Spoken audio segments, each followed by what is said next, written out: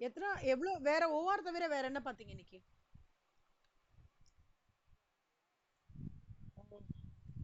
ஓ சரி சரி சரி. டைம்.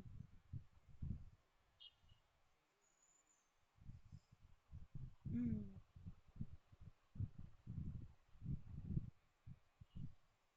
ம். ம்.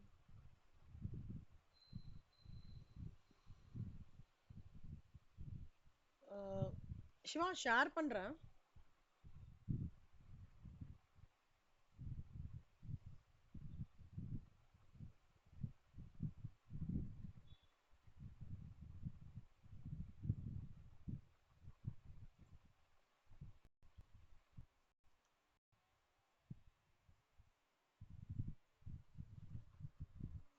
ம். ம்.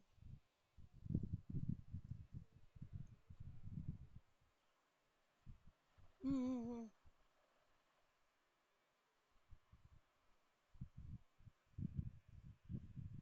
ஓ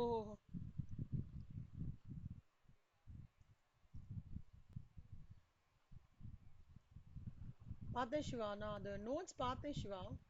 சிவா அது லால வருதா சிவா நம்மளுக்கு? ஆ, நான் அதை செக் பண்ணி சொல்றேன் சிவா. ஓகே, எங்கிட்ட நோட்ஸ் இருக்கான்னு பார்த்து. நந்தனா சாப்பிட்டீங்களா நந்தனா? ஹலோ நந்தனா. கேட்கறல சார் நந்தனா. ரொம்ப ஸ்லோவா கேக்குதுங்கண்ணா.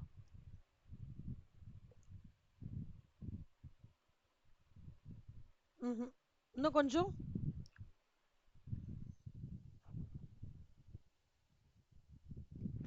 சாப்பிட்டீங்களா? ஓகே சரி. அதான் நேத்திக்கு வந்து நேத்திக்கு வீடியோ ரெக்கார்டிங் பார்த்தீங்களா? கார்ப்பரேட் அக்கவுண்டிங்ல இன்னைக்கு எதெல்லாம் கவர் பண்ணீங்க நந்தனா டே டைம்ல?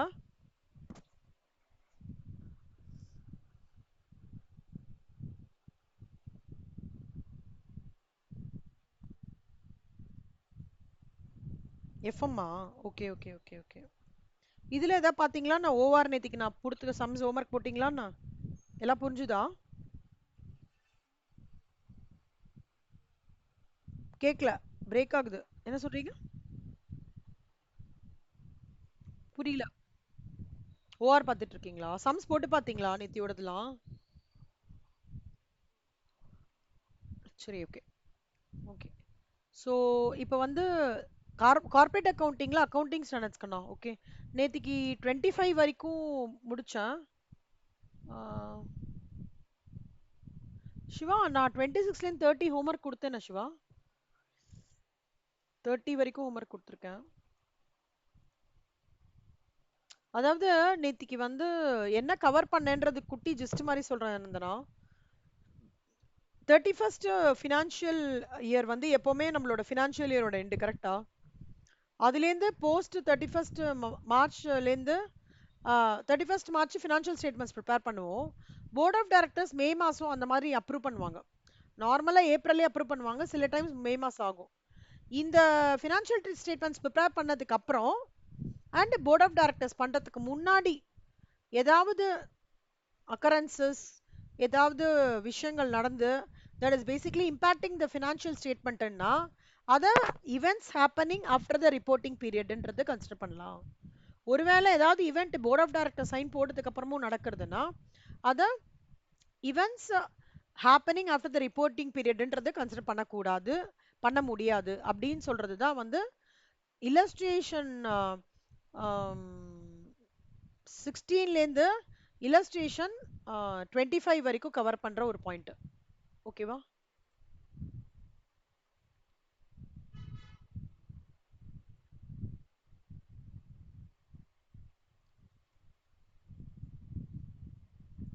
இப்போ இல்லஸ்ட்ரேஷன் 20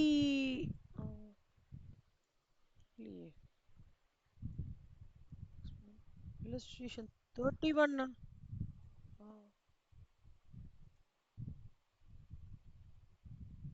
ஏ ஹோல்டுன்னு போட்டிருக்கேன்.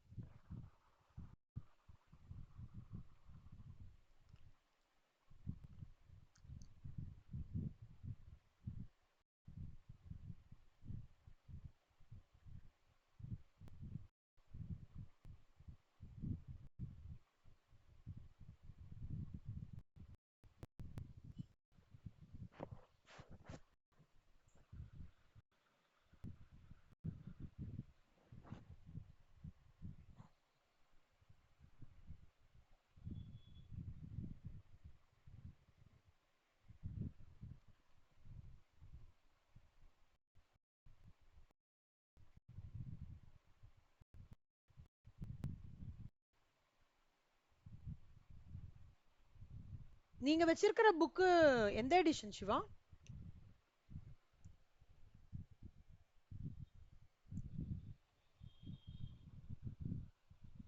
ஜூன் 2023யா?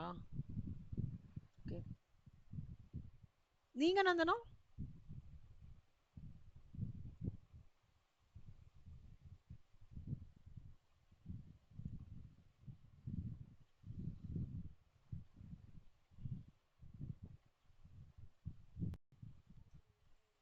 ஓகே செல்லம். ஹெல்த் பரவாயில்லையா நந்தனா?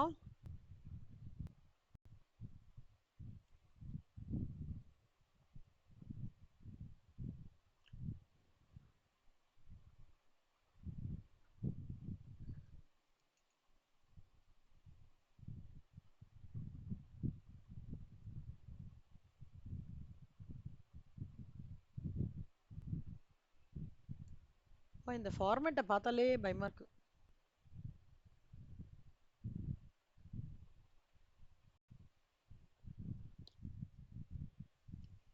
அது ஈஸியான ஃபார்மேட்டு. ஆனா ம், இந்த பிகாம் ஸ்டூடெண்ட்ஸ்லாம் வராங்கல்ல, வரும்போதே அப்படியே டென்ஷனா வருவாங்க. மேம் எனக்கு அந்த ஃபார்மேட்டை பார்த்தாலே அழுகழுகியா வருது. புரிஞ்சிடும். கரெக்ட். பேசிக்கா அசர்ட் லயபிலிட்டி ஃபார்மேட் ஞாபகம் வச்சுருந்தா போதும் சிவா. ஈஸியா கிராக் அவுட் பண்ணிடலாம். அப்புறம் போட போட அவங்களுக்கு சரியா போயிடும். ஆனாலும் இவ்வளவு பெரிய ஃபார்மேட் வைக்க வேண்டாம், கொஞ்சம் சிம்பிளிஃபை பண்ணலாம் அவங்க. ஆனா நம்ம ஐசிடபிள்யூ எக்ஸாம்ஸ்க்கு அந்த குட்டி குட்டி சம்ஸ் தான் ப்ரையாரிட்டைஸ் பண்ணுங்க Siva. Nandhana okay. Book sum அப்படியே வரும்.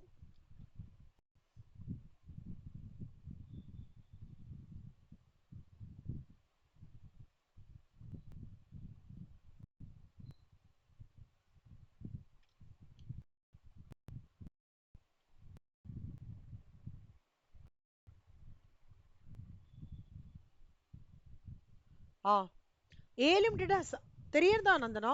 சிவா உங்களுக்கு தெரியறதா? ஆ நந்தனா உங்களுக்கு தெரியறதா?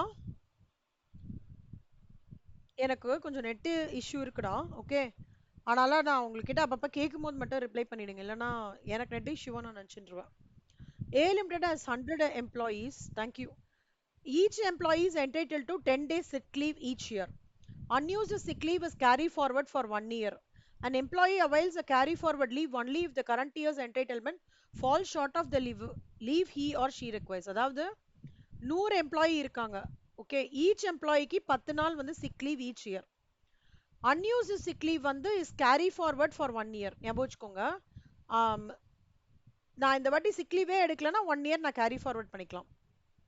எம்ப்ளாயி என்ன பண்றாங்க, he can avail the carry forward leave only if the current year's entitlement falls short of the leave he or she requires. அதாவது கேரி ஃபார்வர்ட் லீவ் எப்போ பண்ணிக்கலாம் அப்படின்னா, போன வருஷத்துக்கு கேரி ஃபார்வர்ட் லீவ் இந்த வருஷம் வந்து அவனுக்கு அந்த லீவ் வந்து ஷார்ட் ஆகிறது, அவனுக்கு நிஜமாலே வந்து குழந்தைக்கு உடம்பு சரியில்லை அந்த மாதிரி நிஜமாலே லீவ் இருக்கும்போது அவன் யூஸ் பண்ணிக்கலான்றது அந்த கண்டிஷன். 31st டிசம்பர் போது ஆவரேஜ் அன்யூஸ்டு சிக் லீவ் வந்து 10 டேஸ் ஒரு எம்ப்ளாய்க்கு கனெக்ட் பண்ணுவாங்க. Management based on experience, based on the estimates வந்து only 10% of the employees வந்து will use 1 day from their carried forward leave and rest of the employees will not require more than 10 days of leave. இவர் என்ன சொல்றாரு, management என்ன சொல்றாரு, ஒரு trend base பண்ணி என்ன சொல்றாருன்னா 10% of employees தான் வந்து will use ஒரே ஒரு நாள் leave from their carry forward leave and rest of the employees வந்து more than 10 days of leave வந்து அவங்களுக்கு தேவைப்படாது. அப்பனா என்ன அர்த்தம்னா சிவா, இப்ப 100 பேர் இருக்காங்கன்னு வச்சுக்கோங்களேன், 100ல 10 பேருக்கு தான் அந்த 1 டே கேரி ஃபார்வர்ட் லீவ் எடுத்துப்பாங்களாம். 90 பேருக்கும் அந்த 10 நாள் லீவே வேண்டாமா அப்படின்னு சொல்றாங்க. Average payment per employee per day வந்து 100 ரூபாய். எப்படி இதை ட்ரீட் பண்ணுவீங்க அப்படின்னு கேக்குறாங்க. இப்ப நம்ம பார்க்க போற illustration 31ல இருந்து illustration 40 வரைக்கும் we are going to talk about employee benefits பத்தி பேச போறோம்.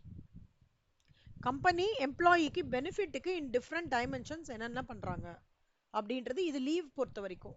இப்போ இதை எப்படி ட்ரீட் பண்ண போறாங்கன்னா 2023 the firm will pay the in total an additional 100 into 0.1 into 1 or 10 days of pay as a result of unused entitlement accumulated as at December 31st 2022. இது rule. அதாவது ஒரு average payment per employee per டேக்கு 100 ரூபாய் இருந்ததுன்னா firm வந்து should provide a liability of 1000 rupees. அப்படின்னா என்ன அர்த்தம்? கம்பெனியா கொடுக்கறது தானே இது. இந்த சிக் லீவ் அதெல்லாம் கம்பெனியா கொடுக்கறது. ஸோ எம்ப்ளாயி பர் டேக்கு வந்து கம்பெனி இப்போ வந்து சிக் லீவ் அவைல் பண்ணலன்னு வச்சுக்கோங்க கண்ணா. அப்போ என்ன ஆகும்னா அந்த அமௌண்ட்டுக்கு அந்த ஈக்குவலண்ட் அமௌண்ட்டுக்கு வந்து கம்பெனி வந்து பே பண்ணியானும். இப்போ வந்து ஒருத்தர் லீவ் எடுக்கல, ஒருத்தர் லீவே எடுக்கலன்னா அந்த லீவை வந்து என்கேஷ்மெண்ட்லாம் பண்ணலாம். அதே மாதிரி இவங்க சிக் லீவ் எடுக்கலன்னா அந்த அமௌண்ட்டுக்கான பேமெண்ட்டை எம்ப்ளாய்க்கு இவங்க பேமெண்ட் பண்ணலாம்.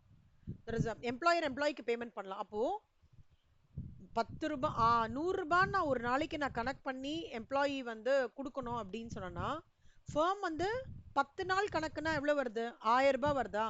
அப்போ அந்த 1000 ரூபாய் வந்து இவங்க வந்து எம்ப்ளாய்க்கு கொடுக்கணும்ன்ற ஒரு ஒரு அமௌண்ட்டை தனியா எடுத்து வச்சிடணும், லயபிலிட்டியா கிரியேட் பண்ணி வச்சிடணும். அப்போ expenses on salaries and wages to be recognized in pre-rental account for the current year is the total of the amount paid or payable for the current year and 1000 rupees.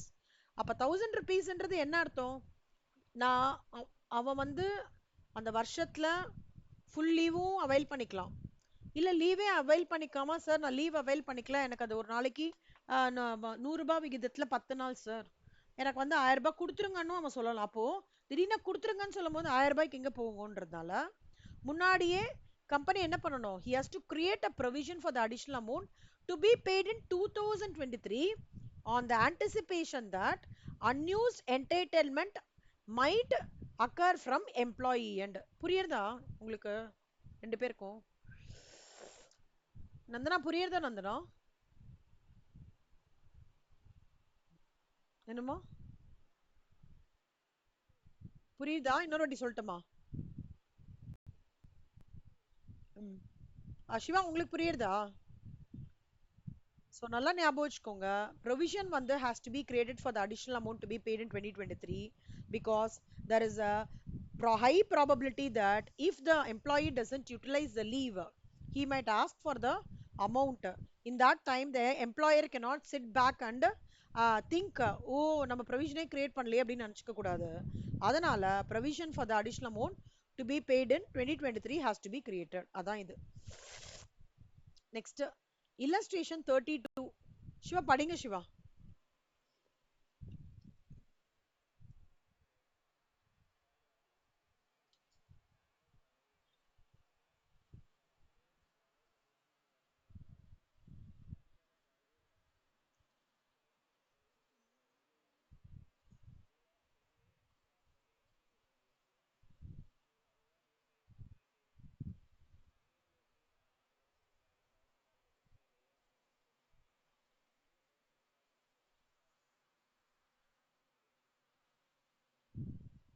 So X ABC லிமிடெடோட employee annual salary 15 லட்சம் ரூபாய்.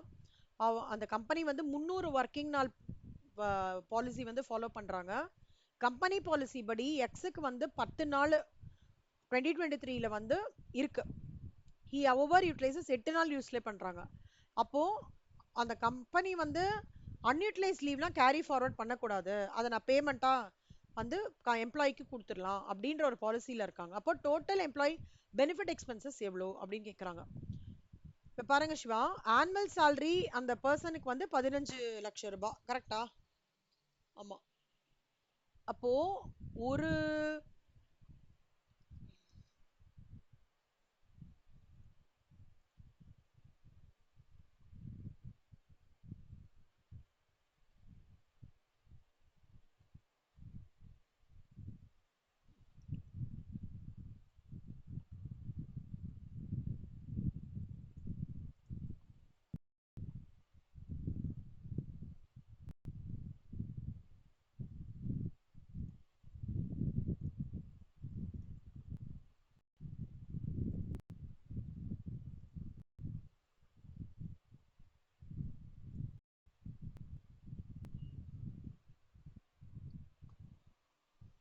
So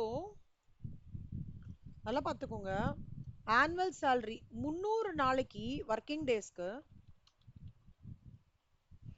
salary வந்து 15 லட்சம். அப்போ ஒரு நாளைக்கு எவ்வளோ? this into this divided by this. இப்போ எவ்வளோ salary? 5000. கரெக்டா? ஒரு நாள் salary 5000. அன்யூட்டிலைஸ்டு லீவ் எவ்வளோ நந்தனா? ரெண்டு பேரும் நல்லா கேட்டுக்கோங்க கண்ணா. இப்போ படிக்கிற அந்த அக்கௌண்டிங் ஸ்டாண்டர்ட்ஸ்லேருந்து கண்டிப்பாக 20 மார்க்ஸ் கிட்ட வரும்.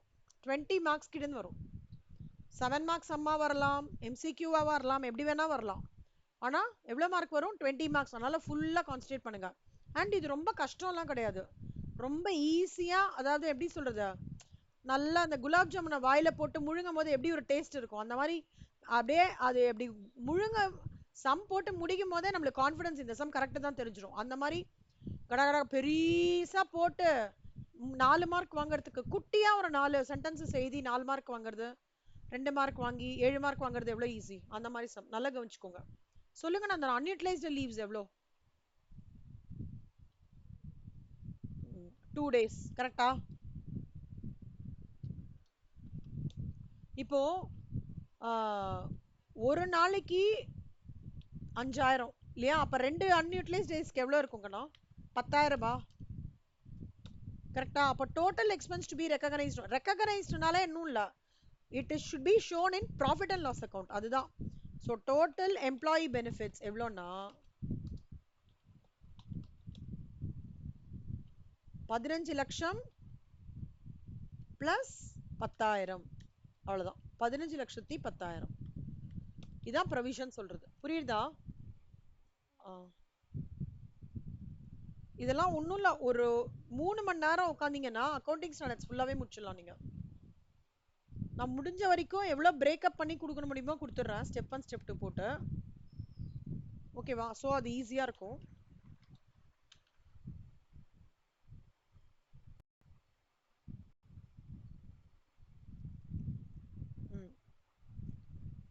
நான் தானே இது படிக்கணும். A profit sharing plan.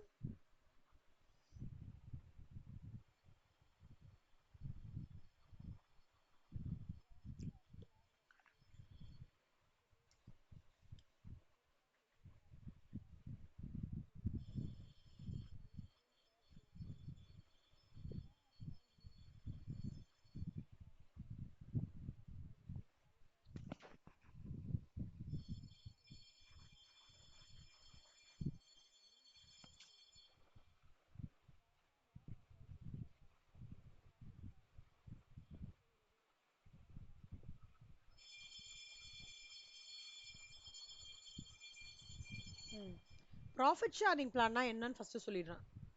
Profit sharing plan வந்து ஒரு கம்பெனியில் இருக்கு அப்படின்னா, கம்பெனி வந்து ஒரு ஸ்பெசிஃபைட் போர்ஷன் ஆஃப் தி ப்ராஃபிட்டை எம்ப்ளாயீஸும் என்ஜாய் பண்ணணும்னு கொடுத்துட்டு போகிறது தான் ப்ராஃபிட் ஷேரிங் பிளான். ஓகேவா? Profit sharing plan requires the entity to pay a specified portion of its net profit for the year to employees who serve throughout the year. If no employees leaves during the year, the total. இப்போ இந்த profit sharing பிளான்னால என்ன ஆகும்னு நினைக்கிறீங்க சிவா?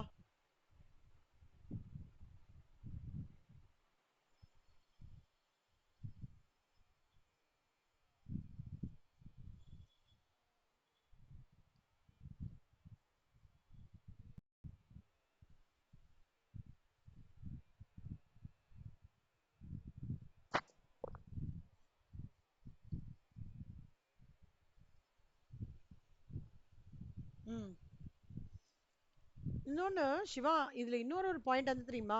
இப்போ இந்த மாதிரி company வந்து profit sharing பிளான்லாம் வைக்கும்போது நிறைய எம்ப்ளாயீஸ் வந்து ஆர்கனைசேஷன் விட்டு லீவ் பண்ணமான்னு யோசிப்பாங்க. கரெக்டா? அவங்களுக்கு ஒரு மோட்டிவேஷனாக இருக்கும். ஆனால் profit sharing plan sometimes they are going for no better prospects அப்படின்ற போது ஒன்றும் பண்ண முடியாது. ஸோ இந்த இதில் என்ன சொல்கிறாங்கன்னா, ப்ராஃபிட் ஷேரிங் பிளான் ஒரு ஆர்கனைசேஷனில் இருக்கு, கம்பெனி எம்ப்ளாயி யாருமே லீவ் ஆகலைன்னா ப்ராஃபிட் ஷேரிங் பேமெண்ட் வந்து 5% ஆஃப் நெட் ப்ராஃபிட் கொடுப்பாங்க. ஒருவேளை யாராவது லீவ் ஆனாங்க அப்படின்னா அப்போ வந்து ப்ராஃபிட் ஷேரிங் பிளான் வந்து 4% ஆஃப் நெட் ப்ராஃபிட் கொடுக்க போகிறாங்க. இதை வந்து ஃப்ரம் த ஃபினான்ஷியல் ஸ்டேட்மெண்ட் இதில் எப்படி பார்க்க போகிறோம் அப்படின்னு சொல்கிறாங்க. entity recognizes a liability and expenses of 4% of net profit. அப்படின்னா see, an obligation or ஒரு duty under the profit sharing and bonus plans results from employee service and not from the transaction with the entity's owners. An obligation under the profit sharing and bonus plans results from employee service and not from the transaction with the entity owners.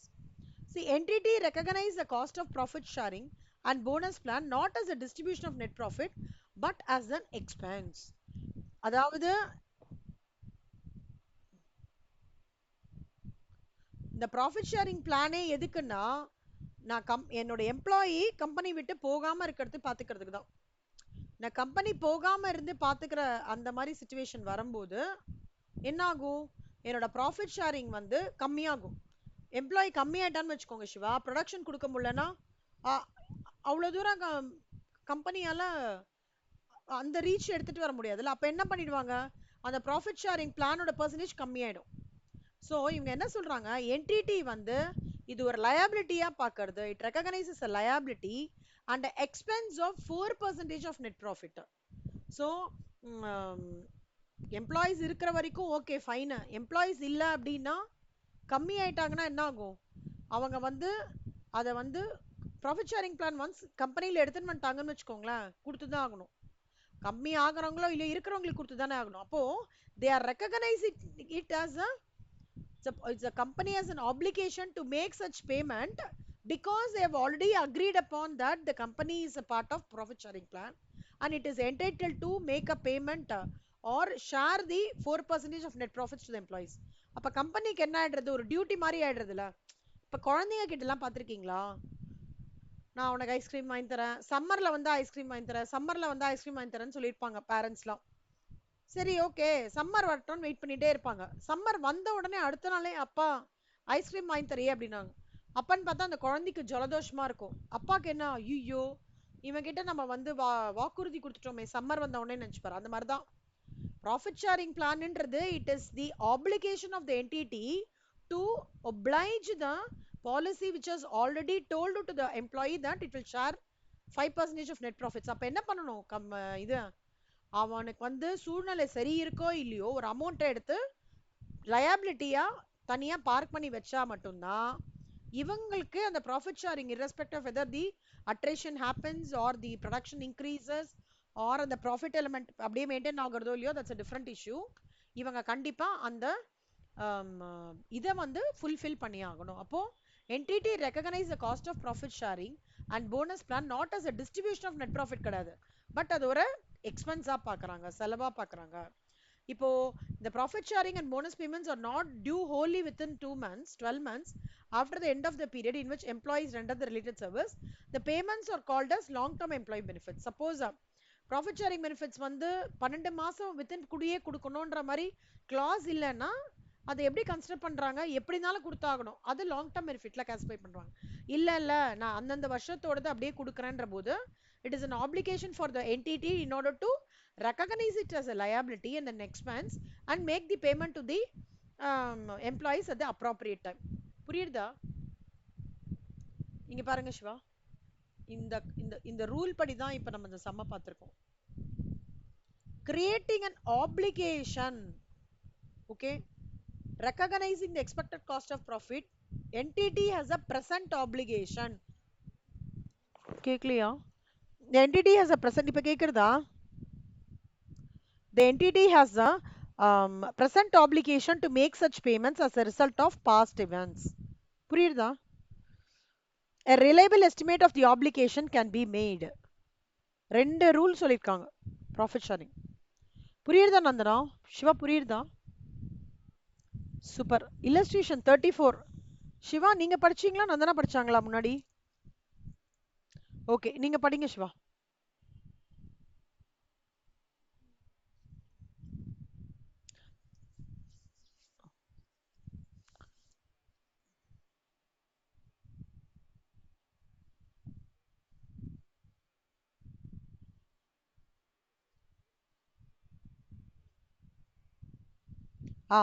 number of employees same as the previous year 150. employees turnover rate வந்து 6%.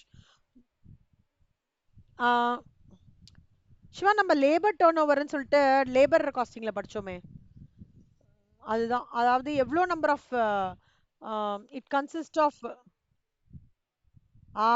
Correct, அதான் Shiva. Okay so bonus pay to each employee last year 1,00,000. இன்ஃப்ளேஷன்னால 7% increase. எவ்வளோ liability and expense to be இது. இப்போ bonus வந்து payable பார்த்தீங்கன்னா 1,00,000 சிவா. ஓகேவா? அதில் வந்து இன்க்ரீஸ் இன் கரண்ட் இயருக்கு வந்து 7%னா 7,000. ஸோ 1,07,000. இப்போ இதில் பார்த்தீங்கன்னா நம்பர் ஆஃப் எம்ப்ளாயிஸ் பேரோல் எவ்வளோ இருக்காங்க? 150. அவங்க குத்து மதிப்பா 6% வந்து டேர்ன் ஓவர் ரேட்டுனால மைனஸ் 6% ஆஃப் 150, 141 பேர். அப்போனா ப்ரொவிஷன் ஃபார் போனஸ் எவ்வளோ எடுத்து வைக்கணும் சிவா? அவங்க ஒரு எம்ப்ளாயிக்கு 1,07,000னா 141 எம்ப்ளாயிக்கு எவ்வளோ அமௌண்ட்டை பார்க் பண்ணி வச்சுக்கணும் அட்வான்ஸாகவே? 150,87,000. புரியுதா நந்தனா? புரியுதா கண்ணா? ஒரு ஆளுக்கு போனஸ் 1,07,000. அப்போ எக்ஸ்பென்ஸ் எவ்வளோ ரெக்கக்னைஸ் பண்ணி வச்சுக்கணும்? லயபிலிட்டி எவ்வளோ? லயபிலிட்டி ரெக்கக்னைஸ் பண்ணி வச்சுக்கணும்லாம் ஒண்ணுமே இல்லை. நான் எவ்வளோ அமௌண்ட்டை இப்பவே அட்வான்ஸா பிளான் பண்ணி ஒதுக்கிப்போ. For example, just take an example. இப்போ ஒரு கேர்ளா இருந்தா அப்பா வந்து ஒரு 10 lakhsக்கு வந்து மேரேஜ் எக்ஸ்பென்சஸ்ன்னு அட்வான்ஸாவே பிளான் பண்ணி கோல்டு எல்லாம் வாங்குவாங்கல்ல. அப்பனா என்ன அர்த்தம்? அப்பா இஸ் ரெக்கக்னைசிங் அஸ் லயபிலிட்டி அப்படின்னு அர்த்தம். கரெக்டா? முன்னாடி பிளான் பண்றது அதான் ரெக்கக்னிஷன் ஆஃப் லயபிலிட்டி. பையனா இருந்தா என்ன பண்ணுவாங்க?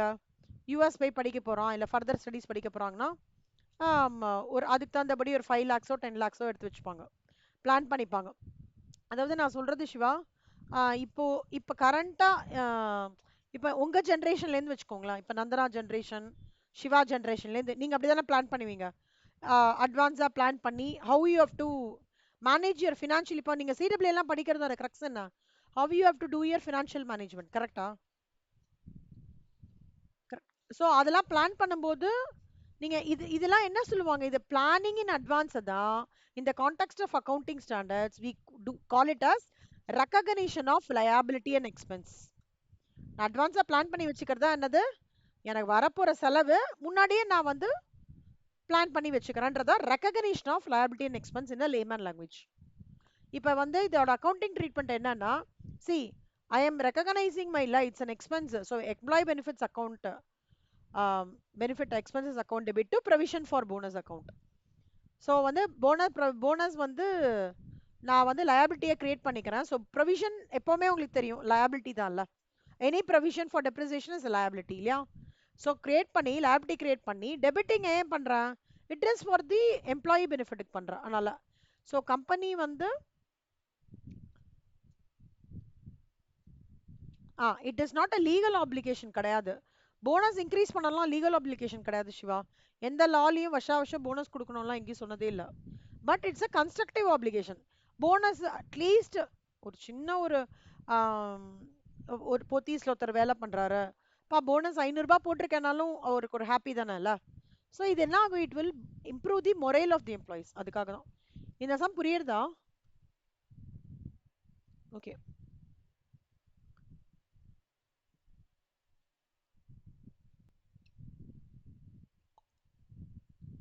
இல்லஸ்ட்ரேஷன் 35 நந்தனா படிங்க கண்ணா. ரொம்ப ரொம்ப ரொம்ப ரொம்ப ரொம்ப ரொம்ப ரொம்ப ரொம்ப ரொம்ப இம்பார்ட்டன்ட் ப்ராப்ளம். நான் அது ரெண்டும் ஒர்க் அவுட் பண்ணிட்டேன். Okay. Illustration 34 explained in the class.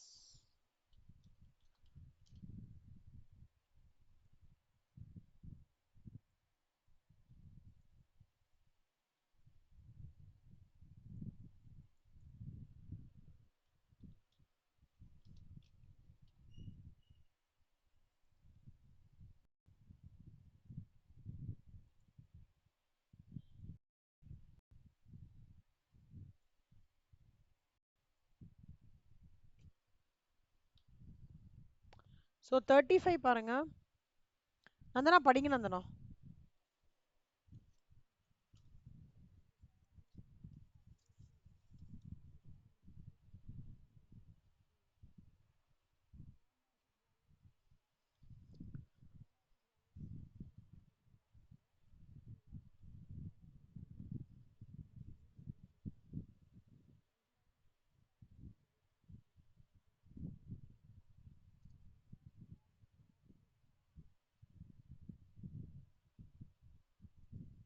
So fair market value of the plan ஒன்றும் இல்லை கண்ணா. இப்போ பாருங்களேன், இது எப்படி ஈஸியாக நான் சொல்லித்தரேன்.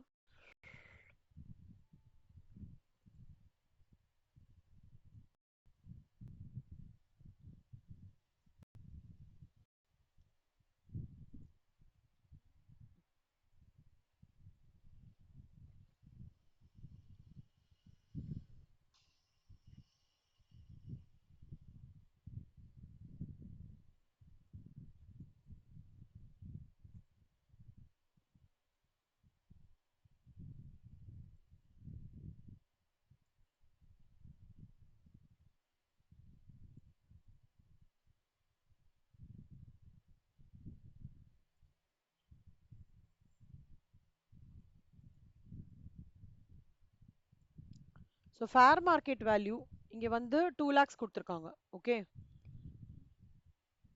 Plan assets.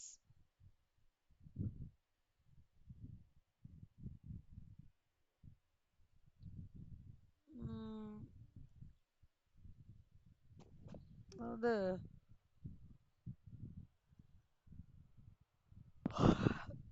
இதுதான் சிவா, ஒரு நிமிஷம் நினைக்கிறேன்.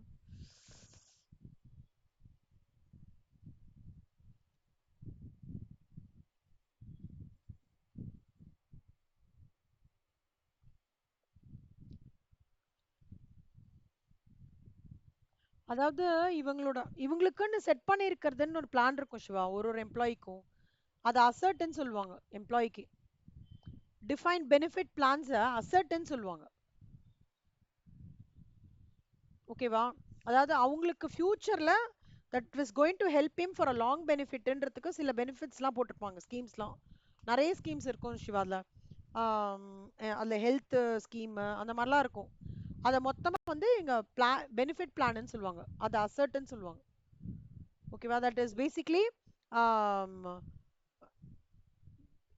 from where he is going to derive a long term benefits from the organization. அதனால அது அசர்ட்னு சொல்லுவாங்க.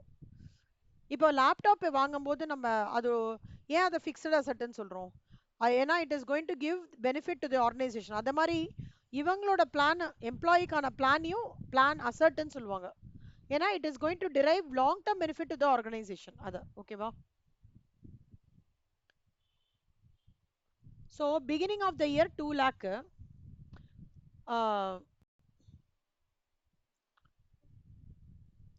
பிளான்ல அசெட்ல வந்து 10 lakhs. எம்ப்ளாயரோட கான்ட்ரிபியூஷன் பார்த்தீங்கன்னா 70,000. அதில் பெனிஃபிட்ஸ் இவங்க இதுலேருந்து பெனிஃபிட்ஸ் பே பண்ணிட்டாங்க. அப்போனா என்ன? இந்த amount as taken from this value, இந்த பிளான் வேல்யூலேருந்து அமௌண்ட் எடுத்துன்னு போயிட்டாங்க. அப்போ என்ன ஆகும்? 2 lakhs சொல்லியிருக்காங்க. 2 lakhsலேருந்து கம்மியாகிறது இல்லையா?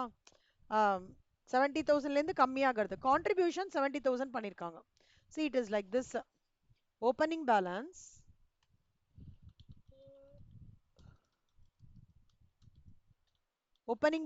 is 2 lakhs. ஓகே, அப்புறம் எம்ப்ளாயர் கான்ட்ரிபியூஷன் ஆட் பண்ணிக்கோங்க. கொஞ்சம் கூட போடுறான் அவன், இந்த பிளான் இதில் கொஞ்சம் கூட போடுறான் எம்ப்ளாயர் கான்ட்ரிபியூஷன். இது எல்லாமே எம்ப்ளாயர் எண்டில் ஞாபகம் வச்சுக்கோங்க. 70,000 போடுறான். அப்போ எவ்வளோ ஆகும்? 2 lakhs plus 70,000. இதுலேருந்து பைசா எடுத்து பெனிஃபிட்ஸ் கொடுக்குறான் எம்ப்ளாயருக்கு. அப்போ பெனிஃபிட்ஸ் பே, இதுலேருந்து கஜானாலேருந்து கொஞ்சம் பைசா எடுக்கிறான். அது எவ்வளோ ஆகும்? 50,000. ஸோ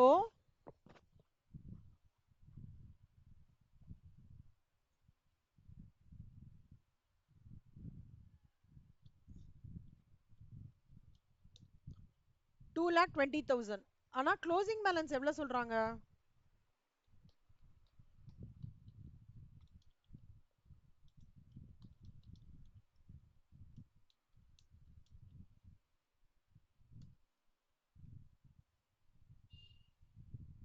$2,85,000.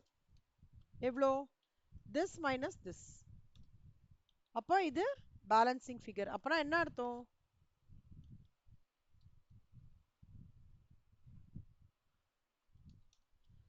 $2,85,000 ஜாஸ்தியா இருக்கு. ஆனா இவங்க போக 2,20,000. அப்பனா நடுவில் என்ன நடந்திருக்கும்? உள்ள வந்திருக்கு அமௌண்ட். ஒரு 65,000 ரூபாய் உள்ள வந்திருக்கு, that is actual return on plan assets. புரியுதா? ரிட்டர்ன்ஸ்னா என்ன? Benefits on the plan assets.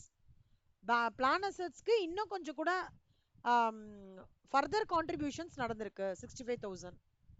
Actual returns on plan assets. நல்லா பார்த்துக்கோங்க. Opening balance add employer contribution will give you 2,70,000.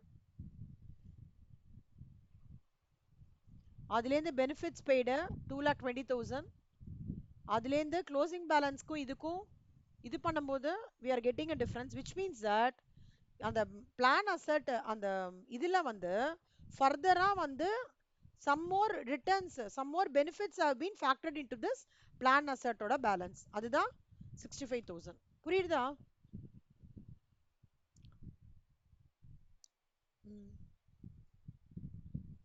Nandana புரியுதா? நந்தனா இது ரொம்ப கொஸ்டின் ரிப்பீட்டடா கேக்குறாங்க, நல்லா பாத்துக்கோங்க, இம்பார்ட்டன்ட் கொஸ்டின்.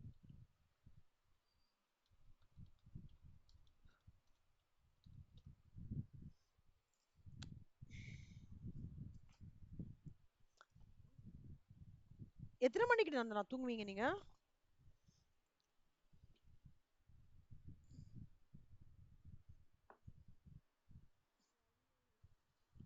12 படிப்பீங்களா? Okay okay okay. அடுத்தது பாருங்க, 36th some.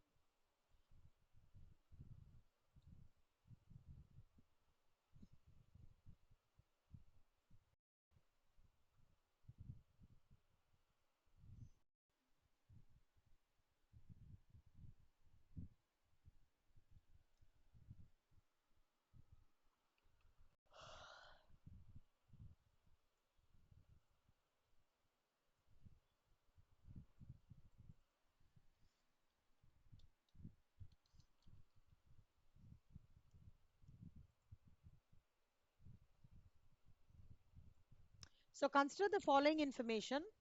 Uh,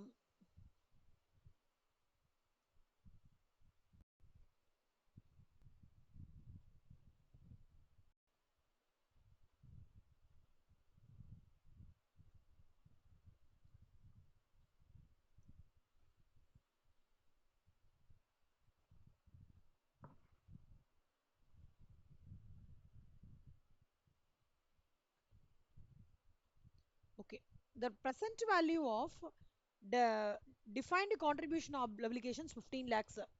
Fair value வந்து 14.2 lakhs. How will you treat the above for the presentation balance sheet?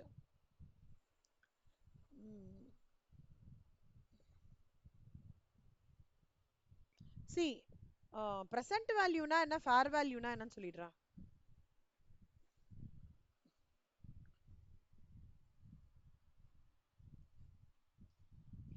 fair value of the plan assets ன்றது வந்து இந்த பர்டிகுலர் அசட்ஸ் மார்க்கெட்ல 14.12 lakhsக்கு இதோட ஈக்குவலண்ட் வேல்யூவேஷன்.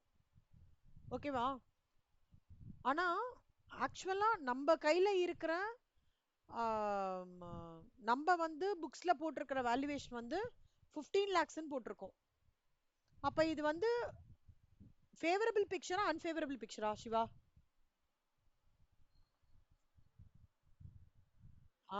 அன்ஃபேவரபிள். மார்க்கெட்ல அது என்னமோ அதோட வேல்யூ என்னமோ 14,12,000, 14.12 lakhs, 14 lakhs 12,000. ஆனா நம்மளோட வேல்யூவேஷன் என்ன பண்ணிருக்கோம்? 15 லட்சம் பண்ணிருக்கோம். அப்போ it is a deficit. Above deficit should be treated as net defined benefit liability. நான் கரண்ட் இது கொஞ்சம் நல்லா பாத்துக்கோங்கண்ணா. பேலன்ஸ் ஷீட்ல ப்ரொவிஷன்ஸ்ல நான் கரண்ட் லயபிலிட்டியில நான் நெட் டிஃபைன்ட் பெனிஃபிட் லயபிலிட்டின்னு கொடுக்கணும். Net defined benefit liability, net defined benefit liability ஞாபகம் வச்சுக்கோங்க.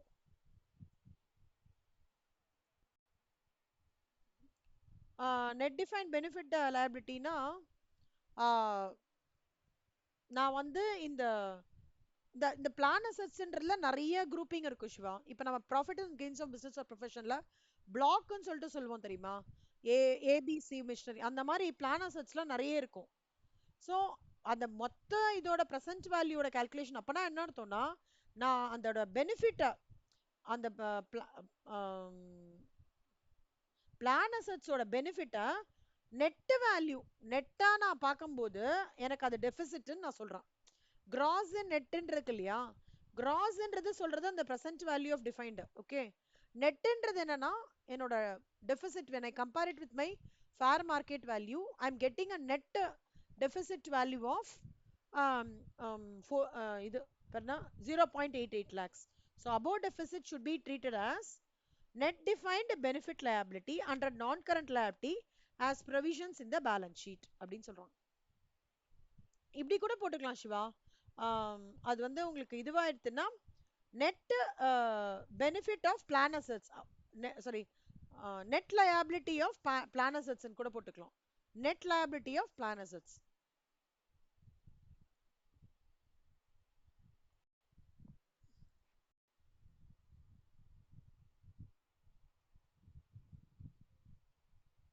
ஐயோ,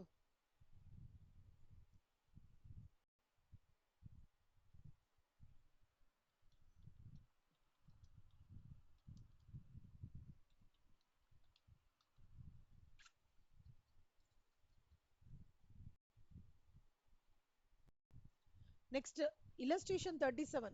Consider the following information provided by Ilzat Limited. Present value of defined contribution 15 lakhs. Fair value of plan assets வந்து 15.22 lakhs. இது சொல்லுங்க சிவா.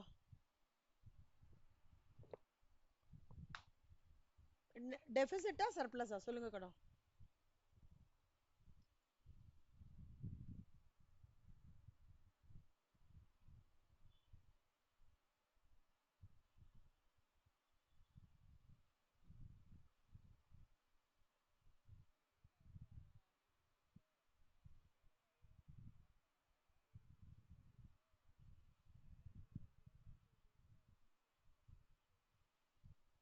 இங்க ஏன் deficit? இங்க எப்படி டெபிசிட் என்ன அண்டர்ஸ்டாண்ட் பண்ணீங்க எப்படி?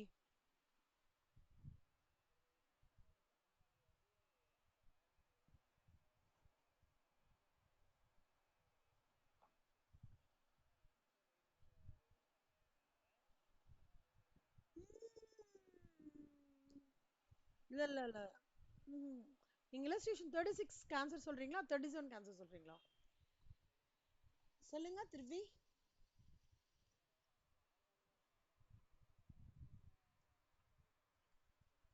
ம்,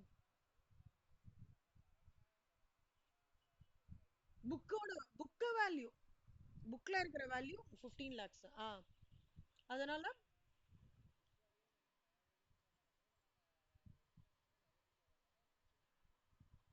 ம், இல்ல இல்ல மைனஸ் பண்றது நெகட்டிவ்னால இல்ல. உங்க கையில கால்குலேட்டர் இருக்கு சிவா. ஓகே, உங்க கையில கால்குலேட்டர் இருக்கு. ஓகே, நீங்க கால்குலேட்டரை ஃபிக்ஸ்ட் அசெட்னு போட்டுப்பீங்களா கரண்ட் அசெட்னு போட்டுப்பீங்களா?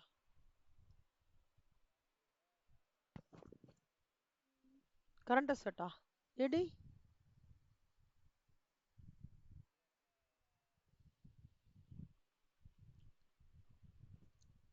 கால்குலேட்டர் ஃபிக்ஸ்ட் அசெட்டா கரண்ட் அசெட்டா? Fixed asset. Calculator is going to be with you for more than 12 months la. Fixed asset, what is current asset? Any asset that is going to be with you within a period of 12 months. Correct ah? So அப்ப இங்க பாருங்க நல்லா பாத்துக்கோங்க சிவா. இப்ப fixed assetன்ற கான்செப்ட்ல calculator கையில வச்சிருக்கீங்க கண்ணா. Calculator valuation நீங்க போட்டது உங்க புக்ஸ்ல 400 ரூபான்னு போடுறீங்க. ஆனா உங்க கால்குலேட்டரோட வேல்யூவேஷன் நீங்க அவ்வளவு சூப்பர் கால்குலேட்டர் உங்களுக்கே தெரியாம மார்க்கெட்ல அதே கால்குலேட்டரோட வேல்யூவேஷன் 500 ரூபாய். அப்ப டெபிசிட்டா சர்ப்ளஸா?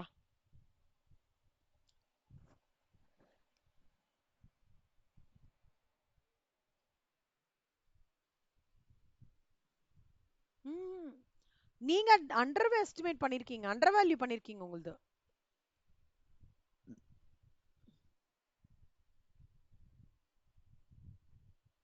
சிவா சிம்பிள் கான்செப்ட் கண்ணா.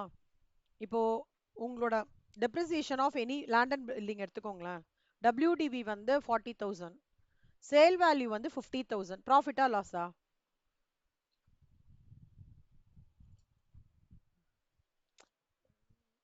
ஏன் ப்ராஃபிட்? அதே கான்செப்ட் தான். WDVன்றது நான் சொல்றது 15 lakhs, சேல் வேல்யூன்னு சொல்றது 14.12 lakhs. புரிஞ்சிருச்சா? நந்தனா புரிஞ்சுதா கண்ணா? ஏய் தூக்கம் வருது உங்களுக்கு ரெண்டு பேருக்கும். தூக்கம் வருதுன்னா கொஞ்சம் எனக்காக மூஞ்சி மட்டும் அலமின்னு வந்துருங்க கண்ணா, ப்ளீஸ். சாரி, ரொம்பவே கஷ்டப்படுத்துறேன். பட் இந்த கான்செப்ட் கொஞ்சம் நல்லா தெரிஞ்சுக்கோங்க. முக்கியமான செம்ம சிம்பிளி அதோட கனெக்ட் பண்ணிக்கோங்க. WDV 15 lakhs, sale value 14.12 lakhs. Loss அங்கன்னு சொல்லுவோம், இங்க டெபிசிட்னு சொல்றோம், அவ்வளவுதான். இதே சினாரியோ 37ல உல்டாவா வருது சிவா. இப்ப சொல்லுங்க. சர்ப்ளஸ். ஆனா இங்க நல்லா பாத்துக்கோங்க, இங்க சர்ப்ளஸ் இருக்கும்போது employee benefit expenses accounting standards என்ன சொல்றதுன்னா, சர்ப்ளஸ் இருக்கும்போது அசட் சீலிங்னு ஒண்ணு இருக்கும். 0.19 lakhsன்றது அசட் சீலிங். ஆமா தானே? ஒரு நிமிஷம். இல்ல இல்ல இல்ல, அசட் சீலிங் ஒவ்வொரு அசட்டுக்கும் ஒரு ஒரு சீலிங் இருக்கும். ஒரு நிமிஷம் சிவா.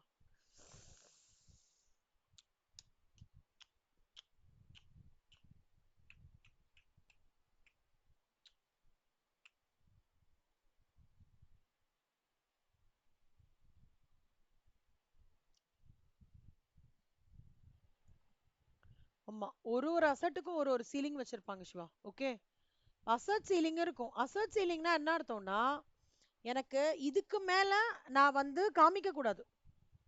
நெட் டிஃபைன் பெனிஃபிட்டா அந்த அசட் சீலிங்க்கு மேல காமிக்க கூடாது.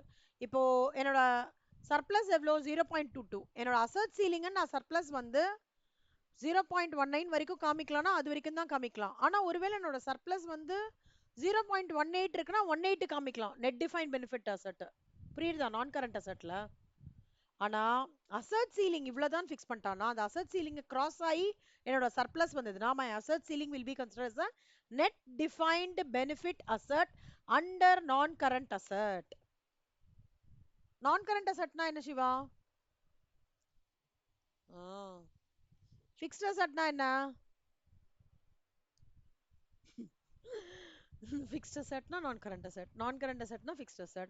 Basically any asset which is acquired for the purpose of deriving the benefits for a longer period of time is called as a fixed asset, is called as a non current asset more than 12 months.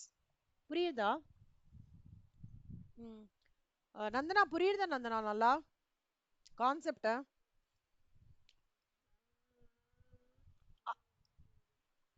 ஆமாண்டா, asset ceiling கொடுத்துருப்பாங்கடா அவங்களும்.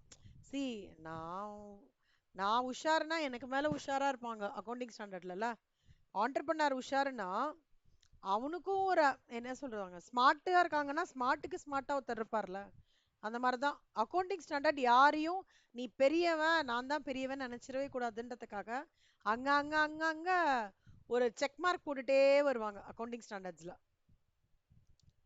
Indian accounting standards வந்து suppose to be a very powerful, நிறைய வந்து என்ன சொல்றது, over வேல்யூவேஷனோ under வேல்யூவேஷனோ நடந்துடக்கூடாதுன்றதுல ரொம்ப ரொம்ப ரொம்ப ரொம்ப ரொம்ப கேர்ஃபுல்லா ஃப்ரேம் பண்ணா நம்மளோட rules and regulations. We should be very proud of about it. Okay, so நல்லா ஞாபகம் வச்சுக்கோங்க. It is similar to your concept of WDV and sale in the depreciation. அதே மாதிரி சர்ப்ளஸும் டெபிசிட்டும் பண்ணிட்டு if at all if you have a ceiling, your ceiling will be the net defined benefit asset under the non current asset in the balance sheet.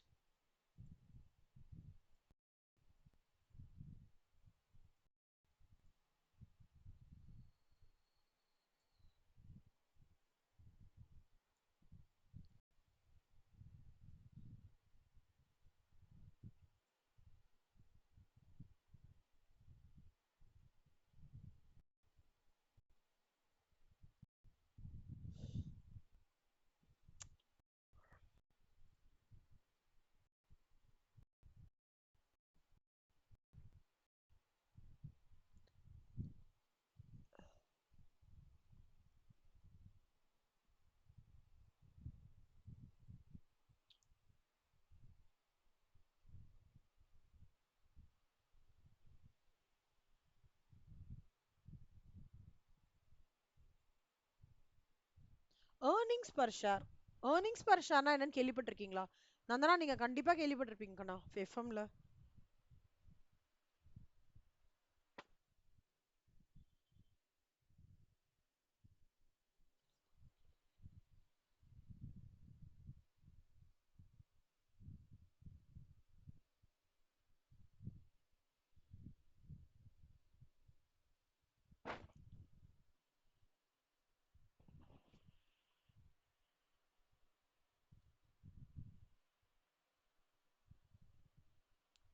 Nandana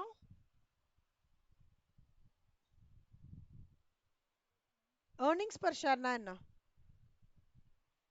எஃப்எம்ல படிச்சிருக்கீங்களா?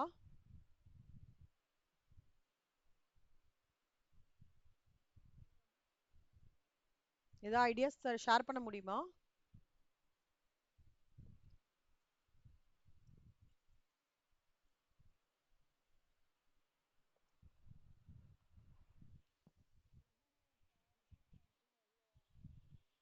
என்னமோ என்னமோ சொல்லுங்க கண்ணா, கொஞ்சம் கத்தி பேசுங்க. ஒவ்வொரு ஷேருக்கும் வெரி குட், கரெக்ட். ஒரு ஒரு ஷேருக்கு என்ன லாபம், ஒரு ஷேருக்கு என்ன லாபம் அப்படின்னு சொல்றது தான் ஏர்னிங்ஸ் பர் ஷேர், ஒரு லேமேன் லாங்குவேஜ்ல. ஓகேவா? வெரி குட்ரா, super. So, earnings per share is an important performance measure for a company which provides information regarding the earnings available per equity share. A higher EPS vis-a-vis the previous year indicates growth in earnings achieved by the company, which is normally associated with a higher valuation in the secondary market. So, computation and reporting of EPS is guided by Indian AS 33 earnings per share. So, இப்போ இதுல டைல்யூஷன்ன்றது ஒரு வார்த்தை ஒண்ணு இருக்கும். டைல்யூஷன்ன்றது என்ன வார்த்தைன்றத சொல்லிடுறேன். It's a reduction in earnings per share or an increase in loss per share resulting from the assumption that um, convertible instruments are converted, options are exercised. Okay, டைல்யூஷன்னா ஒன்றும் இல்லை, ஞாபகம் வச்சுக்கோங்க. இந்த வேர்டு மட்டும் ஞாபகம் வச்சுக்கோங்க. Dilution means reduction in the earnings per share or increase in the loss per share. ஓகேவா? இது வேர்ட் மட்டும் ஞாபகம் வச்சுக்கோங்க. See, there are two types of EPS: basic EPS, diluted EPS.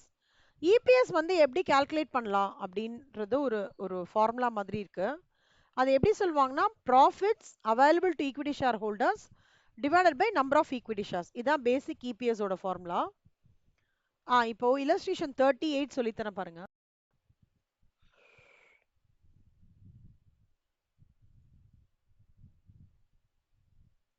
இது வரைக்கும் ஏதாவது டவுட் இருக்கா? Okay, Nandana.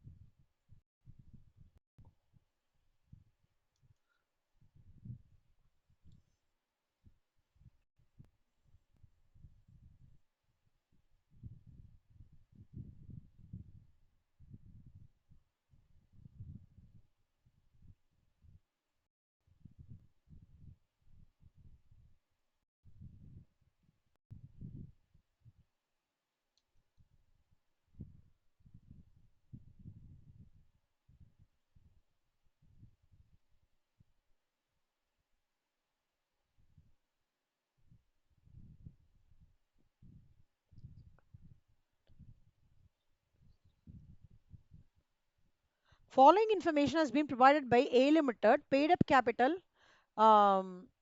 1 lakh ordinary shares of rupees 1, 2000 10% preference share of rupees 1, 20,000. Gross profit for the year ended 31/3/2023. Other operating expenses 1 lakh. Tax rate வந்து 30%.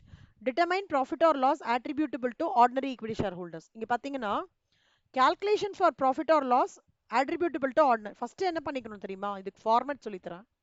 First gross profit, அதுலேருந்து நம்ம operating expenses minus பண்ணோம்.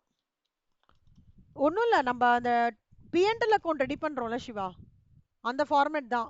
P&L அக்கௌண்ட்ல எப்படி போடுவோம், இங்க பை கிராஸ் ப்ராஃபிட் போட்டு to admin salary போட்டு அப்புறம் நெட் ப்ராஃபிட் கண்டுபிடிப்போம்ல, அந்த ஃபார்மேட்டை நான் இந்த மாதிரி சிங்கிள் இதுவா சொல்லித்தரேன். ஓகேவா சிவா? நந்தனா புரியுதா? ஃபார்மேட்ல பெரிய ஃபார்மேட்லாம் இல்ல, அதே P&L ஃபார்மேட்ல நான் இந்த மாதிரி போடுறேன். இதுல இருந்து இது வருது என்ன வரும் நம்மளுக்கு, நெட் ப்ராஃபிட். ஓகே, அதுல இருந்து நெட் ப்ராஃபிட்ல இருந்து நம்ம என்ன பண்ணுவோம், டாக்ஸ். கரெக்ட்டா? அதுல இருந்து என்ன வருது, net profit after tax.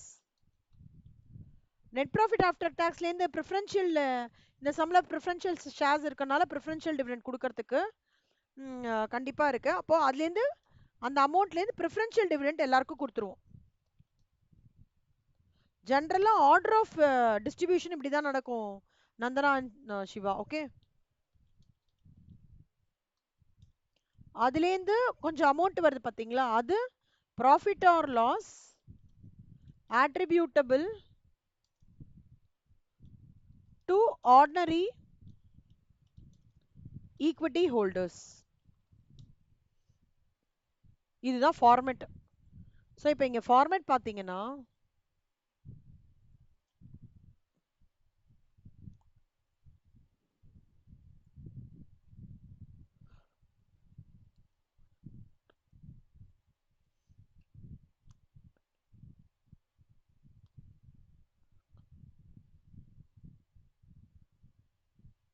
First சொல்லுங்க நந்தனா, கிராஸ் ப்ராஃபிட் எவ்வளவு கண்ணா இந்த சம்ல?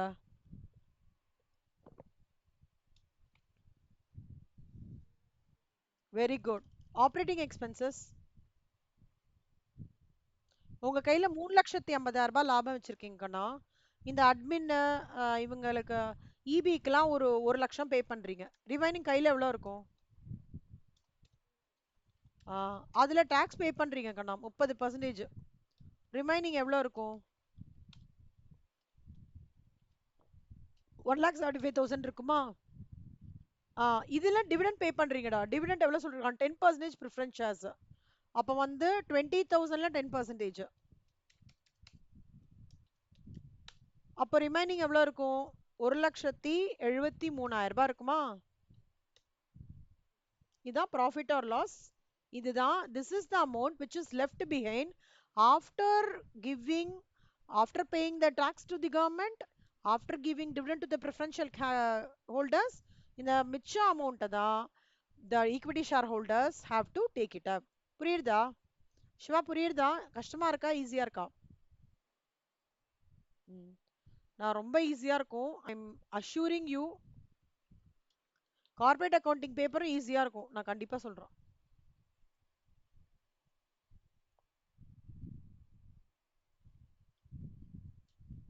அப்படியா சிவா?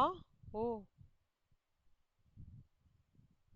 எனக்கு ஏர்னிங்ஸ் பர் ஷேர் ரொம்ப பிடிக்கும் சிவா. ஏன்னா நம்ம சுத்தி சுத்தி எஃப்எம்ல பாத்தீங்கன்னா ஏர்னிங்ஸ் பர் ஷேர் தான் சுத்தி சுத்தி நாங்க படிக்கும் போது எக்கச்சக்கமான டிசிஷன் மேக்கிங் சுத்தி சுத்தி அதே கேட்பாங்க. கேஸ் ஸ்டடி பாத்திருக்கீங்களாடா மித்த நந்தனா? ஏர்னிங்ஸ் பர் ஷேர் வச்சு சம்ஸ் போட்டிருக்கீங்களா?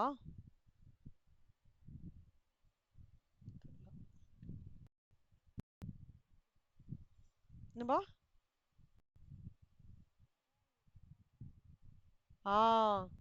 எந்த ஃபேக்கல்ட்டியும் அந்த ஏர்னிங்ஸ் பர் ஷேரை மட்டும் விடவே மாட்டாங்க.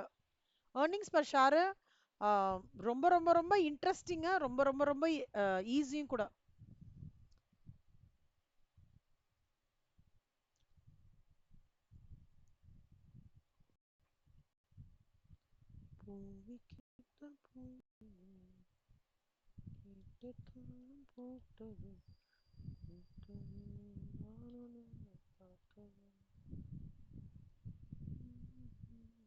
40 சம்ஸோட முடிக்கிறேன் கண்ணா.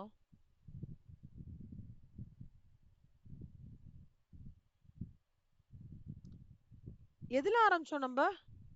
20 30ல ஆரம்பிச்சோமா?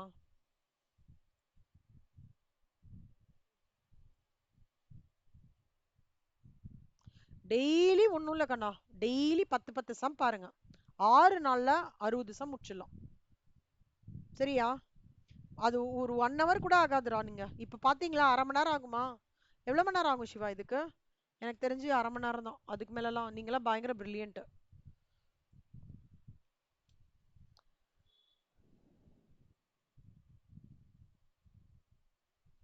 இப்போ இந்த சம்ம நந்தனா படிக்கணும், நிதானமா படிங்க பார்க்கலாம்.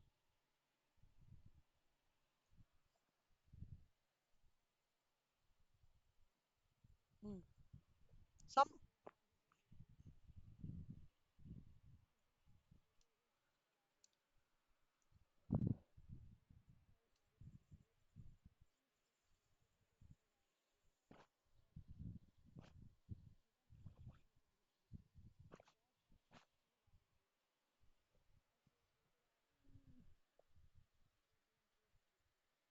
ம். இங்க பாருங்க கண்ணா, நல்லா பார்த்துக்கோங்க.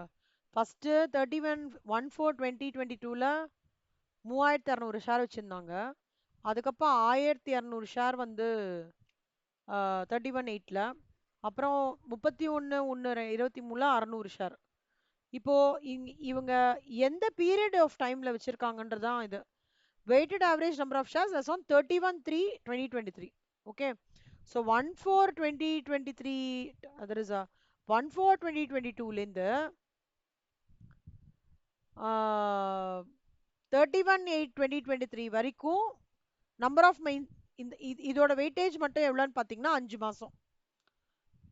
கரெக்டா? அப்புறம் 31/8 வந்து திருப்பி ஒரு 1200 ஆர்டினரி ஷேர் ஃபார் கேஷ்.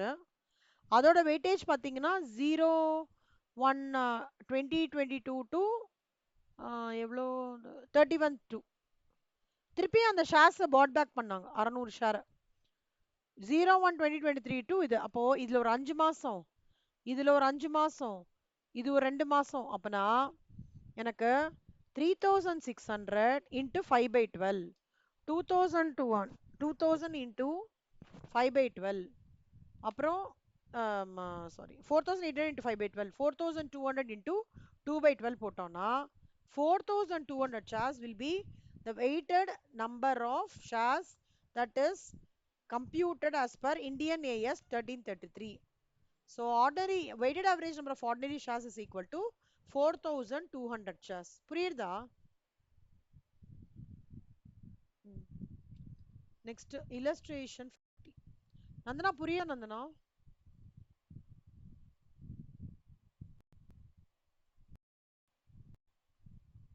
எனக்கு எப்போ ஹோம்ஒர்க்லாம் அது போட்டு அனுப்புவீங்க ரெண்டு பேரும்?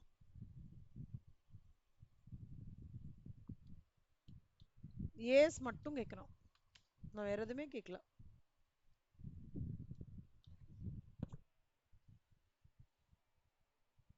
Saturday Sunday okay. நீங்க நந்தனா எனக்கு போட்டு நான் அனுப்பணும், நான் பார்ப்பேன் அதை. நந்தனா நீங்க எப்ப அனுப்பிச்சு விடுவீங்க? என்னம்மா? நாளைக்கு அனுப்புறீங்க. Okay. Refer to illustration 2. If profit or loss attributable to ordinary shareholders of B Limited for the year ended 31/3/23 was 21 lakhs. இல்ல அவங்க என்ன சொல்றாங்கன்னா, சரி ஓகே நீ வந்து 4200 வெயிட்டட் ஆவரேஜ் ஷேர்ஸ்லாம் சொல்ற, ப்ராஃபிட் வந்து நான் வந்து 21 லட்சம் சொல்றேன். என்ன ப்ரீவியஸ் சம்ல ஷேர்ஸ் வந்து 4200ன்னு சொல்றீங்க. அப்போ என்னோட இபிஎஸ் என்ன? இபிஎஸ் ஃபார்முலா என்ன? இவ்வளோ நம்பர் ஆஃப் ஷேர்ஸுக்கு இவ்வளோ ப்ராஃபிட்னா அப்போ ஒரு ஷேருக்கு எவ்வளோ? 4200க்கு 21 lakhsனா ஒரு ஷேருக்கு எவ்வளோ? 21 lakhs into 1 divided by 4200. அப்ப எவ்வளோ? ஒரு ஷேரோட ப்ராஃபிட் எவ்வளோ? 500 ரூபாய். புரியுதா Siva?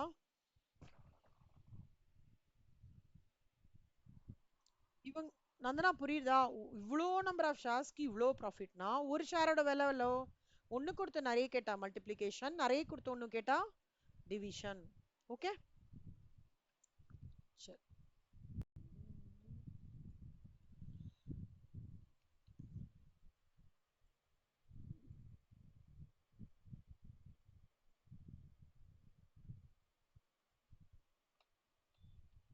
My favorite topics are coming up. Okay. So 40 முடிச்சிருக்கோமா? இன்னும் எவ்வளவு சம் இருக்கு? ஷோ மொத்தமா எவ்வளவு சம்? 20.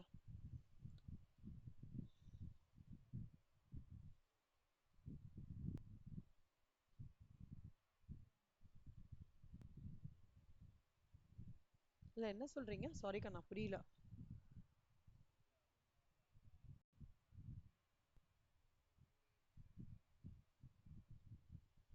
ஓ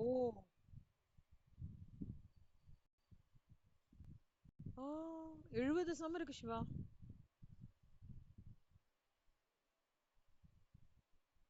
70 sums சிவா.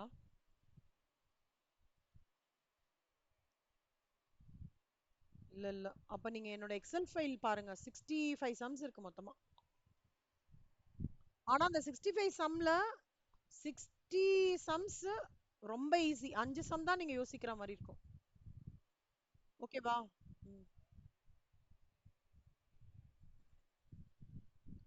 ஓகே. இப்ப நான் வந்து உங்க 2 பேருக்கும் ஒரு முக்கியமான அப்டேட் சொல்லணும். நல்லா கேட்டுக்கோங்க.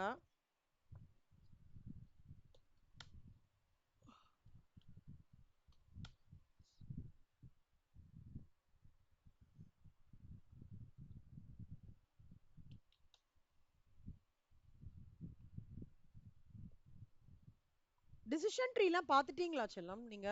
நந்தனா ரெக்கார்டிங்க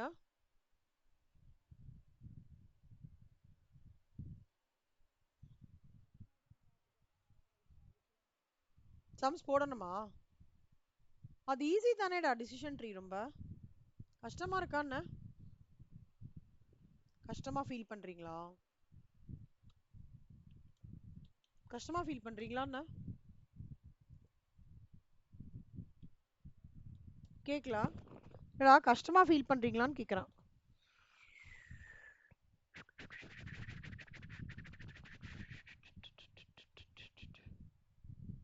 இல்ல இல்ல சிவா, இவங்கள கேட்டேன், நந்தனா கேட்டேன். சரி ஓகே. எனக்கு ஓகே. ஓஆர் வந்து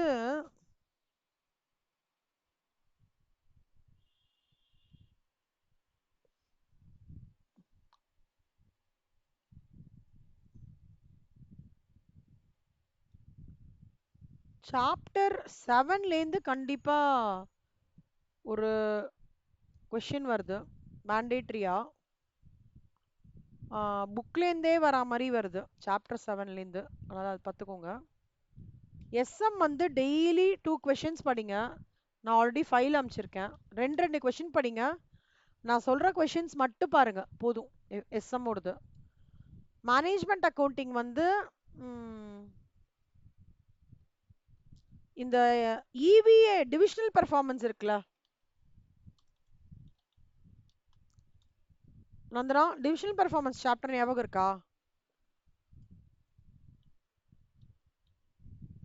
divisional performance, decision tree, ABC, அப்புறம் எம்சிக்யூ, அப்புறம் வந்து கார்ப்பரேட் அக்கவுண்டிங்ல ஃபர்ஸ்ட் ஸ்பெட்டி, பேங்கிங்ல பேங்கிங், இன்சூரன்ஸ், எலக்ட்ரிசிட்டியில குட்டி சம்ஸ், ஸ்மால் சம்ஸ் ப்ரையாரிட்டைசேஷன். ஓகேவா? அக்கவுண்டிங் ஸ்டாண்டர்ட்ஸ் ஃபுல்லா அக்கவுண்டிங் ஸ்டாண்டர்ட்ஸ் நான் ஹானஸ்டா சொல்றேன் கண்ணா. நீங்க 2 பேரும் பயங்கர பிரில்லியன்ட். ஒரு 3 ஹவர் டு 4 ஹவர் பாத்தீங்கன்னா 65 ப்ராப்ளமே முடிச்சிடலாம். நான் இப்ப சொல்லி கொடுக்கும் போதே உங்களுக்கு பாதி கண்டிப்பா கிரக்ஸ் நல்லா புரிஞ்சிருக்கும். நீங்க ஃபர்ஸ்ட் ஃபைன் டியூன் பண்ணும்போது சூப்பரா பண்ணிடுவீங்க. 3 ஹவர் தான். அதை தவிர sweat equity share, bonus, redemption,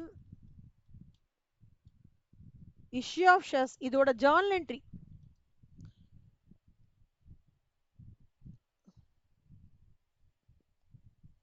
வேறதா விடுறேனா? ஆமா. ஐயோ முக்கியமானது கேஷ் ஃப்ளோ ஃபார்மெட். என்னமா? என்ன பைபேக் கரெக்ட். பைபேக் டெஸ்ட், பைபேக்கோட ஜர்னல் என்ட்ரிஸ், ஆ ஜர்னல் என்ட்ரிஸ். ஓகேவா? இது ஐயோ,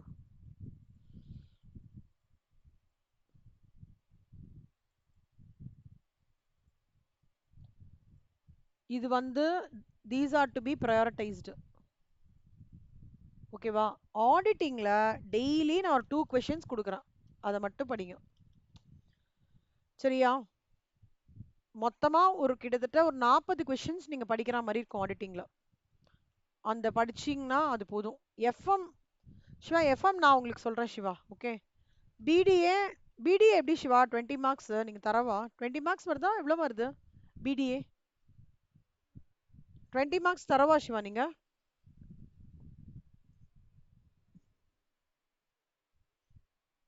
சரி, ஓகே. பிடிஏ வந்து 20 மார்க்ஸ். எஃப்எம் வந்து எம்சிக்யூ தரவான்னு வச்சுக்கோங்க சிவா, ஒரு 20 மார்க்ஸ். இல்ல இப்படி சொல்றேன், எம்சிக்யூல capital budgeting, working capital and cost of capital, ratio analysis, அப்புறம் வந்து காஸ்ட் ஆஃப் கேபிட்டல்.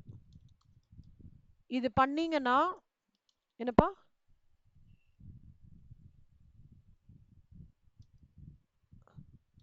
இல்ல இது இவங்க சொன்னாங்க சிவா இன்ஸ்டியூட்ல. ஆ டிஸ்கிரிட்டன் இது இது பண்ணாலே 20 மார்க்ஸ் வந்துரும். ஓகேவா?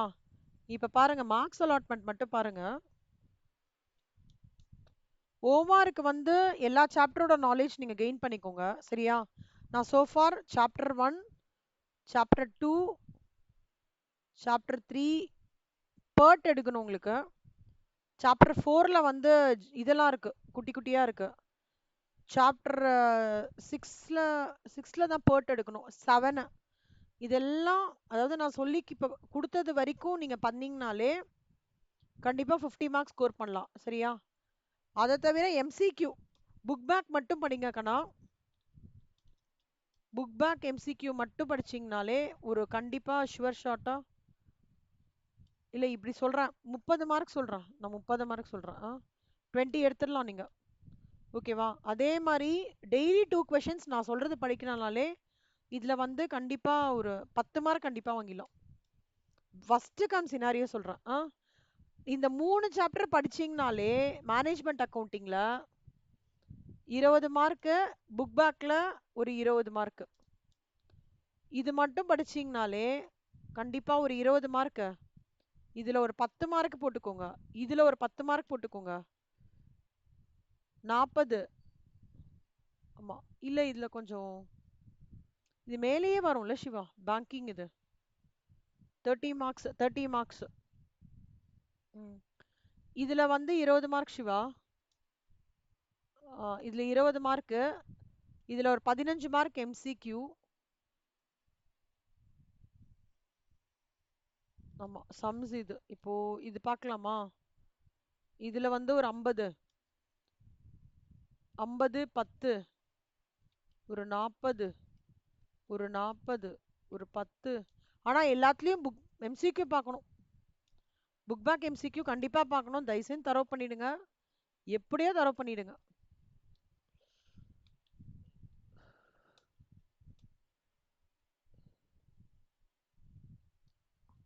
ஒரு 20, 205 வந்துருது. அதாவது நான் இப்படி சொல்றது என்னன்னா, ரொம்ப பேசிக்கா, வெரி பேசிக் சாப்டர்ஸ்லாம் கூட பாத்தீங்கன்னா இது 3 சாப்டர் தான் போட்டிருக்கேன். டெய்லி 2 கொஷின்ஸ் தான் போட்டிருக்கேன். பேங்கிங் இதெல்லாம் போட்டிருக்கேன். இதுல எந்த ஃபார்மேட்டும் போடல நான். பேங்கிங் ஃபார்மேட் அதெல்லாம் போடவே இல்லை. இது டெய்லி 2 கொஷின்ஸ். கேபிட்டல் பட்ஜெட்டிங் இது 4 சாப்டர் தான் எடுத்திருக்கேன். இதுல 20 மார்க்ஸ். ஸோ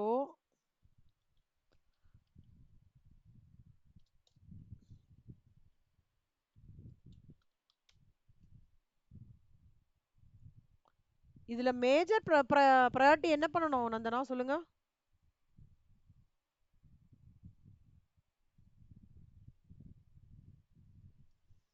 மேஜர் ப்ரையாரிட்டி என்ன கண்ணா பண்ணும்?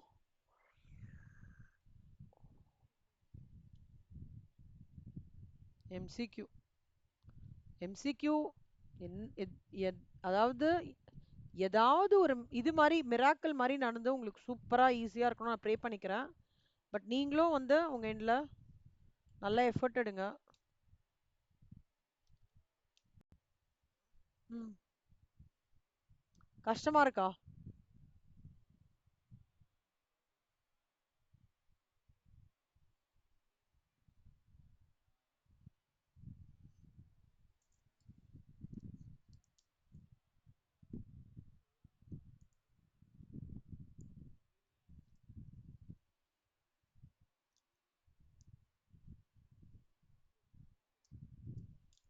ம். ஆனா கொஞ்சம் ஸ்டேஜ் 2 அப்படி கேட்பாங்க சிவா.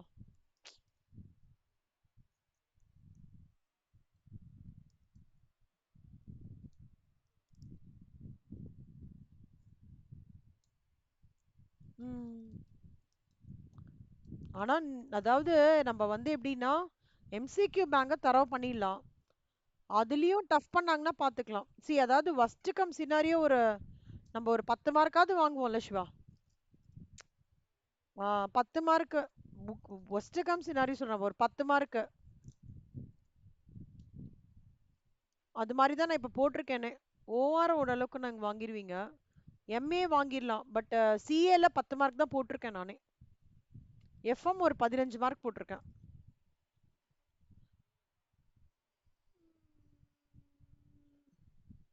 ம். அப்படியா? ம். ஆனா நான் ஒரே ஒரு விஷயம் கண்டிப்பா சொல்றேன். ஸ்டேஜ் 1 விட ஸ்டேஜ் 2 நீங்க ஈஸியா கிளியர் பண்ணிடலாம் ரெண்டு பேருமே. அது நான் ஐ வில் டெல் யூ. அதாவது பாட்டம் லைன்னு சொல்லுவாங்கல்ல. இல்ல இதிலேருந்து தெரிவது என்னவென்றால் அந்த மாதிரி. ஓகேவா நந்தனா? ஒரு கான்ஃபிடன்ஸ் வந்திருக்காடா? ஒரு ஒரு இது அந்த எஸ் மேம் சொல்லும் போதே ஒரு இதுவே இல்லையே என்னாச்சு? அந்த ஒரு இதுவா சொல்ல வேணாம். ஜரூரா சொல்ல வேண்டாம். நான் அதாவது இது மட்டும் படிங்கன்னு சொல்லல. கொஸ்டின் பேப்பர் இப்படி இந்த மாதிரி அதாவது இவிஏ இல்லாம மேனேஜ்மெண்ட் அக்கவுண்டிங் கொஸ்டின் பேப்பரே கிடையாது கண்ணா. இவிஏ ஏபிசி டிசிஷன் ட்ரீ இல்லாம கொஸ்டின் பேப்பர் செட் பண்றது இல்ல மேனேஜ்மெண்ட் அக்கவுண்டிங்ல. ஸோ ஈஸியா இருக்கிற சாப்டர்ஸ் வச்சு எப்படி இவிஏ ஃபார்முலா ஈஸி இல்ல கரெக்டா? ஏபிசி உங்களுக்கு நல்லா தெரியும் அப்ரோச். அதாவது நம்ம மார்ஜினல் காஸ்டிங் இல்லாம மார்ஜினல் காஸ்டிங் நம்ம ஃபுல்லா போட்டோம். ட்ரான்ஸ்ஃபர் பிரைசிங் ஒரு 40% முடிச்சிட்டோம். ஸ்டாண்டர்ட் காஸ்டிங் மட்டும் ஆல்ரெடி லேபர் அண்ட் மெட்டீரியல் தரவு இல்லடா நீங்க நந்தனா.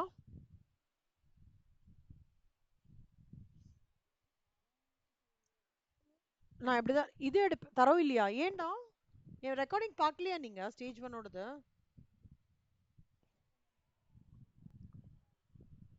நீங்க எப்படி ப்ரிப்பேர்? ஏன்டா செல்லமா போடுங்கடா. என்ன டவுட்னா கேளுங்க. நான் ஸ்டேஜ் 1ஓடது அப்படியே மைக்ரோ லெவல்ல கொடுத்துருக்கேன். எப்படி இருந்தாலும் உங்களுக்கு ஃபிக்ஸட் ஓவரேஜ் வேரியபிள் ஓவரேஜ்னா எடுப்பேன். எடுக்காம விட மாட்டேன். அது ஒரு 2 ஹவர்ஸ் 3 ஹவர்ஸ் ஆகும். அதுக்கு ஒரு ட்ரிக் மாதிரி சொல்லி கொடுக்குறேன். ஆனா நான் என்ன சொல்றேன்னா இந்த பிக்சர் வச்சே நான் உங்க கொஸ்டின் பேப்பர்ஸ் பார்த்த வரைக்கும் நான் அலைன் பண்ணது இந்த டெய்லி 2 கொஸ்டின்ஸ். என்னப்பா? ஃபிக்ஸ்ட் ஓவர் கேட்குறாங்க. ம் ம். அது பார்த்துடலாம் சிவா. நம்ம இந்த நாளைக்கோ உட்காந்து பார்த்துடலாம் கண்டிப்பா மேனேஜ்மெண்ட் அக்கவுண்டிங்ல. ஓகேவா? ஆனா இவங்களுக்கு ஸ்ரீதேவிக்கு ஏதோ ஒன்று கொடுத்தா மாதிரி ஞாபகம் இருக்கு அதுக்கு நோட்ஸ்க்கு நான் பார்க்குறேன். ஸோ இதுதான் வந்து ஸ்டேஜ் 2ஓட ஹை வியூ. அதனால நீங்க வந்து தைரியமா stage 2 high probability of passing. சரியா?